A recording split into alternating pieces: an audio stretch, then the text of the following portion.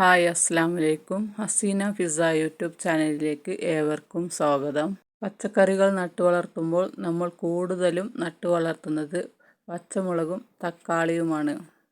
അതിൽ തന്നെ കൂടുതൽ തക്കാളിയാണ്.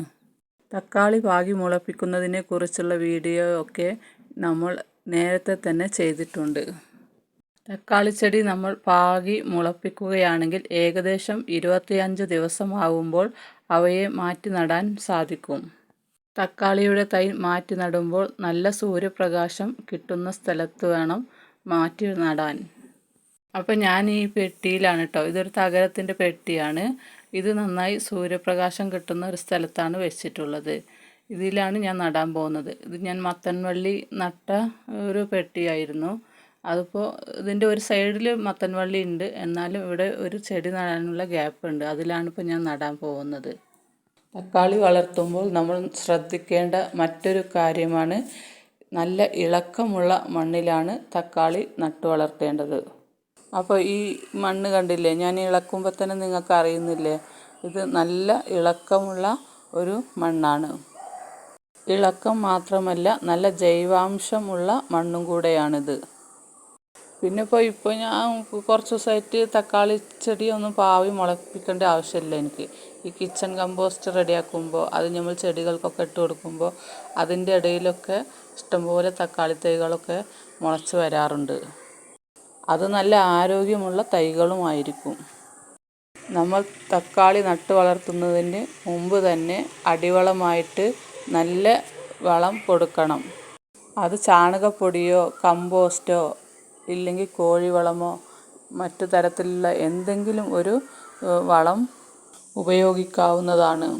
ഞാൻ ഈ പാത്രത്തിനകത്ത് പോട്ടി മിക്സ് ഉണ്ടാക്കിയിരിക്കുന്നത് കുമ്മായത്തിന് പകരം മുട്ടത്തോട് പൊടിച്ച് ഇട്ട് ഇളക്കി പുളിപ്പ് മാറ്റിയ മണ്ണിൽ കരിയില കമ്പോസ്റ്റും അതുപോലെ കിച്ചൺ കമ്പോസ്റ്റും ചേർത്ത് ഇളക്കിയാണ് ഈ പാത്രത്തിനകത്ത് നിറച്ച് വച്ചിരിക്കുന്നത്.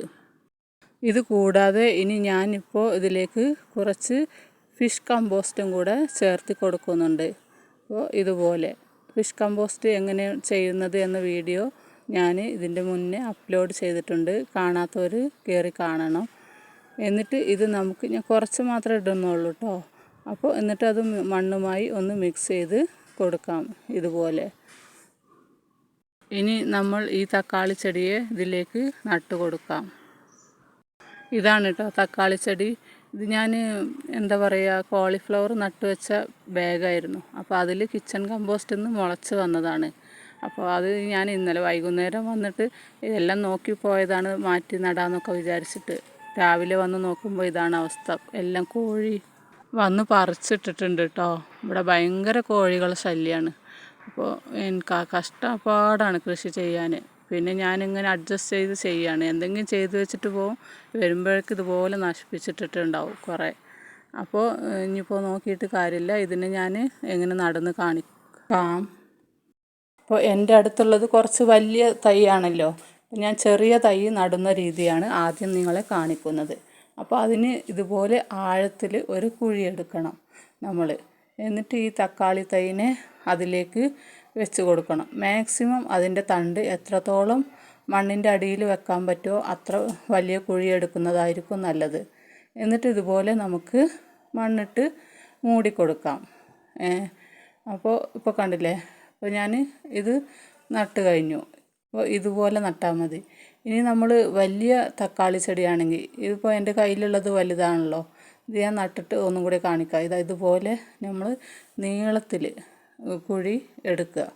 എന്നിട്ട് ഇതുപോലെ തക്കാളി തൈനെ ഇങ്ങനെ കടത്തി വെക്കണം. ഇങ്ങനെ കടത്തി വെക്കുമ്പോൾ ആ തണ്ടിലെല്ലാം നമുക്ക് ഇഷ്ടം പോലെ വേരുകൾ വരും. അപ്പോൾ ഇതുപോലെ നടുകയാണെങ്കിൽ അത് മണ്ണിനടിയിൽ പോയ ഭാഗത്തെല്ലാം ഇഷ്ടം പോലെ വേരുകൾ വരും. ഇതുകൊണ്ടുള്ള ഗുണം എന്താണെന്ന് വെച്ചാൽ ഇഷ്ടം പോലെ വളം വലിച്ചെടുക്കാനും അതുപോലെ ചെടിയെ മണ്ണിൽ ബലമായി പിടിച്ചു നിർത്താനും ഈ തക്കാളി തൈ ഇതുപോലെ നട്ടാൽ സാധിക്കും. ഇപ്പോൾ ഞാൻ നട്ട് കഴിഞ്ഞിട്ടുണ്ട്. ഇനി നമുക്കിതിന് ഇതുപോലെ കുറച്ച് വെള്ളം ഒഴിച്ച് കൊടുക്കാം. പിന്നെ ചെടി നടുമ്പോൾ തന്നെ നമ്മൾ അതിനൊരു സപ്പോർട്ട് കമ്പ് കുത്തി കൊടുക്കുകയോ ഇല്ലെങ്കിൽ ഒരു കയറ് വെച്ച് കെട്ടി കൊടുക്കുകയോ എന്തെങ്കിലും ചെയ്യുന്നത് നല്ലതാണ്. വളർന്നു കഴിഞ്ഞിട്ട് നമ്മൾ കുത്തുമ്പോൾ അതിൻ്റെ വേരിന് ക്ഷതമേൽക്കാൻ സാധ്യതയുണ്ട്. അപ്പോൾ ഇതുപോലെ കുത്തി കൊടുത്താൽ മതിയാവും. തക്കാളി ചെടി നല്ലതുപോലെ വേര് പിടിച്ച് വളർന്നു തുടങ്ങിയാൽ ആഴ്ചയിൽ ഒരു ദിവസം നമ്മൾ ജൈവ സ്ലറി ഒഴിച്ചു കൊടുക്കണം. അത് നല്ലപോലെ നേർപ്പിച്ചിട്ട് വേണം ഒഴിച്ചു കൊടുക്കാൻ.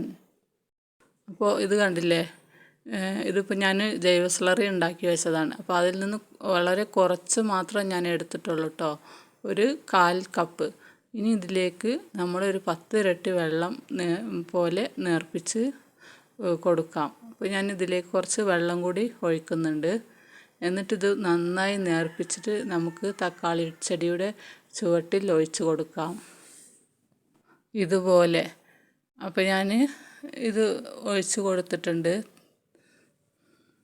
ഇത് ഞാനിപ്പോൾ ഈ തക്കാളി ചെടിയുടെ കൊമ്പ് ഒടിച്ച് കുത്തിയതാണ് കേട്ടോ. പക്ഷെ നന്നായി വന്നിട്ടുണ്ട്. ഞാനൊരു പരീക്ഷണാർത്ഥം അതങ്ങനെ ചെയ്ത് നോക്കിയതാണ്.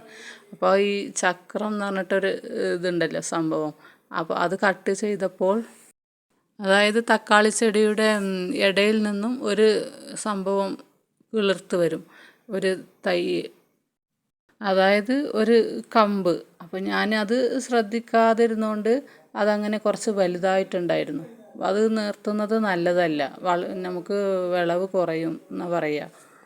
അപ്പോൾ ഞാനതൊന്ന് നട്ട് നോക്കിയതാണ് കേട്ടോ. പക്ഷെ നന്നായി വളർന്ന് അതിൽ പൂക്കളൊക്കെ വന്ന് തുടങ്ങിയിട്ടുണ്ട്. അപ്പോൾ അതെങ്ങനെ കട്ട് ചെയ്യുന്നതെന്നും നടുന്നതെന്ന വീഡിയോ ഒക്കെ വേണമെങ്കിൽ ഞാനൊന്ന് ചെയ്യാം. ഞാൻ വീഡിയോ ആയിട്ട് ചെയ്തിട്ടില്ല.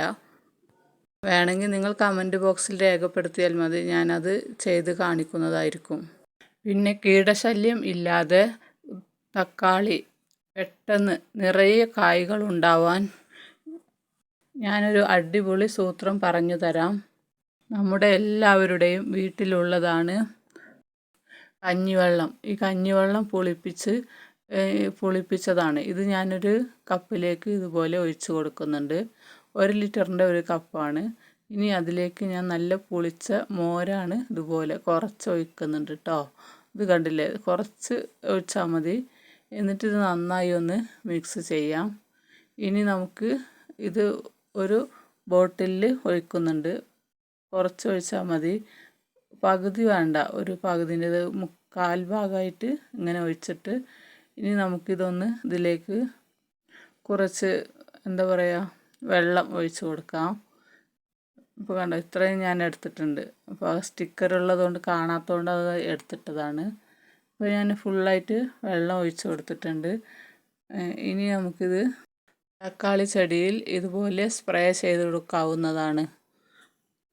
ഈ കഞ്ഞിവെള്ളം പുളിപ്പിക്കുമ്പോൾ അതിന് രൂക്ഷമായ ഒരു ഗന്ധം ഉണ്ടാവും. അത് കീടങ്ങളെ അകറ്റി നിർത്തും.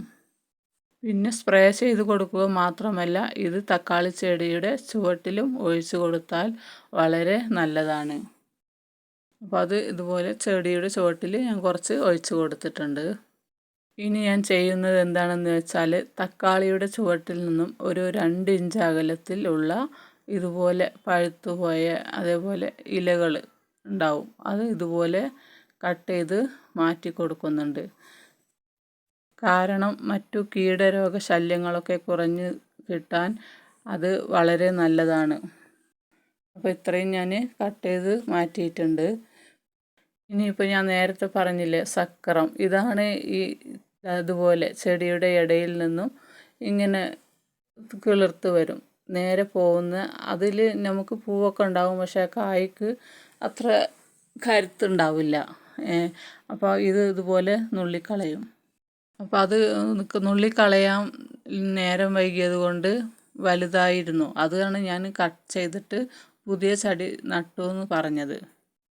ഞാൻ ഇതുപോലെയൊക്കെ ചെയ്ത് വളർത്തിയെടുത്ത തക്കാളിയുടെ ചെടി നിങ്ങളെ കാണിക്കാം.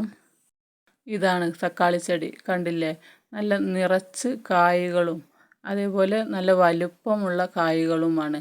പ്രത്യേകിച്ച് കീടശല്യങ്ങളൊന്നും തന്നെ ഇല്ല. അപ്പോൾ നമുക്കിതിൻ്റെ വിളവെടുപ്പൊന്ന് നോക്കാം.